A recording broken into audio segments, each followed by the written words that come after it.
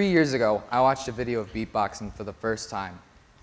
What I saw in that video seemed humanly impossible to me. The different sounds, rhythms, and even melodies these people were creating with nothing but their bodies seemed unthinkable.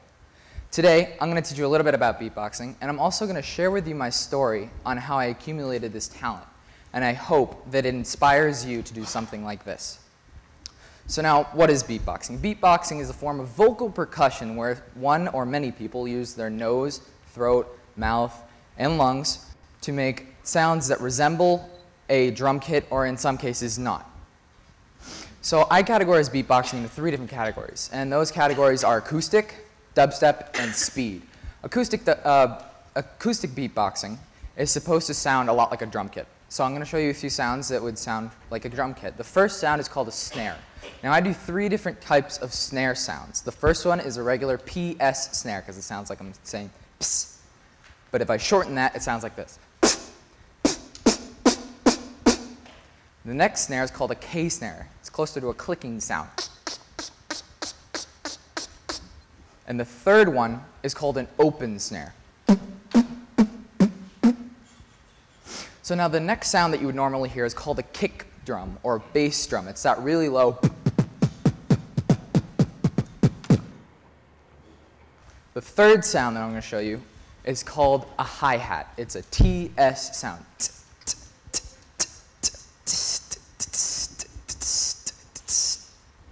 So when you add these 3 sounds together, you can get some really cool beats like this.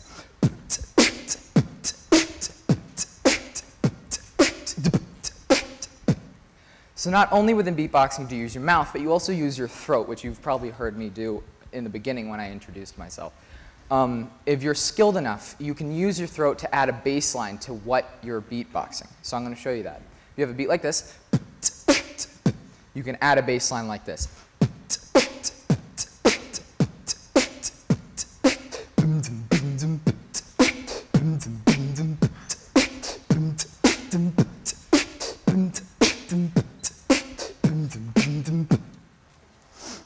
The next, thank you.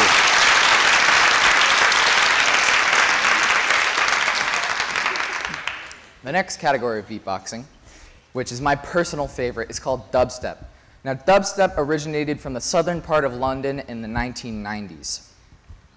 These sounds that I'm about to show you don't necessarily have names because I created some of them. I've seen people do them, but they don't normally have names. They're not usually called anything. But my first and favorite sound of all time is this one. Yeah. I actually had to watch a video for 3 hours straight, just rewinding this like 2 or 3 second period of somebody going. And when I got it, I scared myself because I didn't think I could do it. Another sound is very similar. You use your lips and tighten them or loosen them to get a different pitch.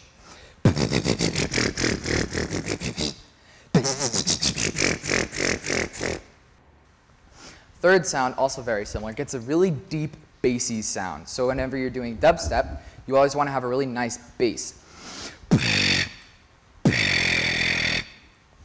So usually when you're beatboxing dubstep, when there's something called dropping the bass, which is a build-up, and then usually a break, and it goes into a beat, you have a pause at the top of the build-up, and somebody would say something.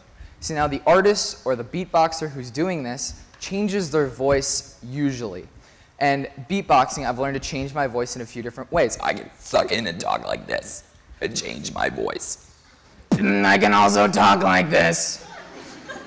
Or I can talk real high, but it sounds kind of weird. So I'm going to show you what dropping the bass would sound like.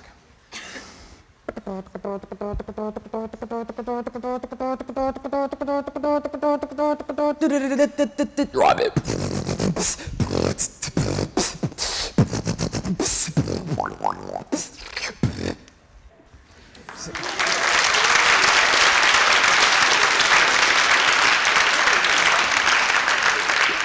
So now within dubstep beatboxing, it's not only those sounds, because you still do need the acoustic sounds underlying it.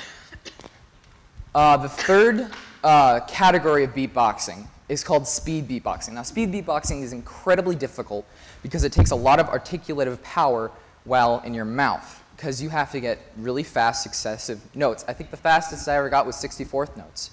And for people who read music know that that's pretty fast. But when you get to something like the pro circuit, they get up to 128th notes and beyond. So I'm going to show you a little bit of speed beatboxing. It's not my strongest category of it, but I'm going to show you a little bit of it.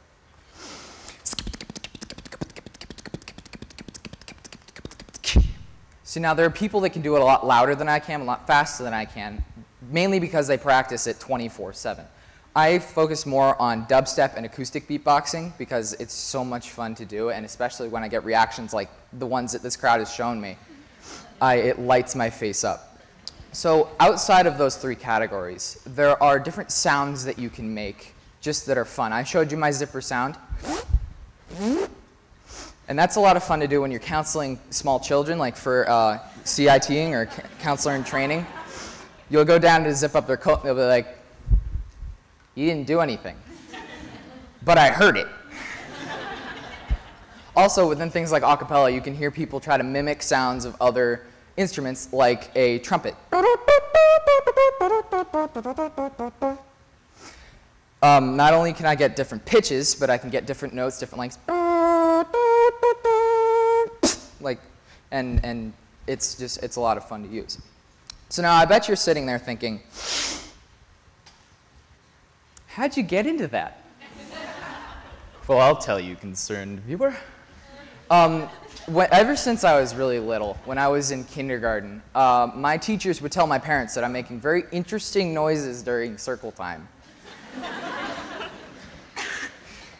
I was very young at this age, and I think that even though I was young and I could make these sounds, that it's incredible. But I guess you couldn't classify what I was doing as beatboxing until 6th grade. So now in 6th grade, I had a teacher who absolutely 100% could not stand whistling. Now, being the musical child that I was, I whistled all of the time. I can actually do this thing called an overtone, where you hum and whistle at the same time.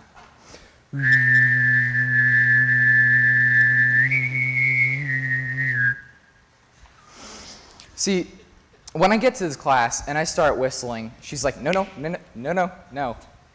whistling in my class. So I sit there and I think to myself, well, gotta do something. So I started rhythmically clicking. And at this point, I didn't know what beatboxing was. But finally, when I get home, I researched rhythmic clicking. And this word kept popping up, beatboxing, beatboxing, beatboxing.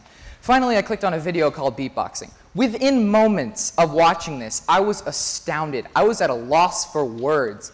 I had set a barrier in my mind of what was humanly possible.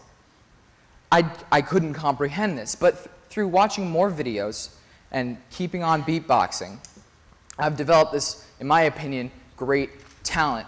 And I hope that you, in your lives, will try to break through the barrier that you set in your minds and redefine impossible. Thank you.